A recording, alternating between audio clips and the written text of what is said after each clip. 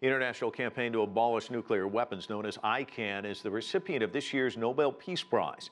The award comes during growing international concern over weapons programs in Iran and the Democratic People's Republic of Korea. CGTN's UN correspondent Li-Ling Chan reports from New York.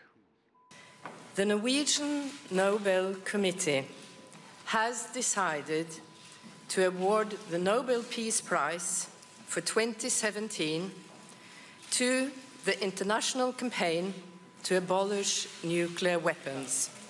For ICAN, the surprise win is a recognition of their tireless work over the past decade to turn the treaty on the prohibition of nuclear weapons into reality.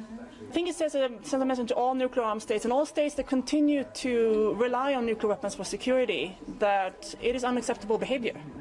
And we will not support it. We will not make excuses for it. You can't threaten to indiscriminately slaughter hundreds of thousands of civilians in the name of security. In July, the nuclear ban treaty was adopted by 122 members of the United Nations General Assembly and needs 50 ratifications to go into effect.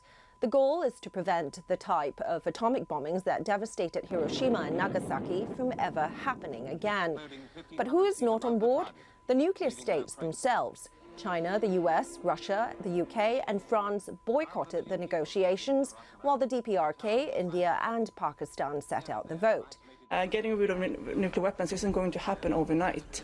The treaty is meant to make it harder to justify nuclear weapons, to make it uncomfortable for states to continue with status quo, to put more pressure on them. And ICAN did not mince words about where it stands on the DPRK nuclear issue and the Iran nuclear deal.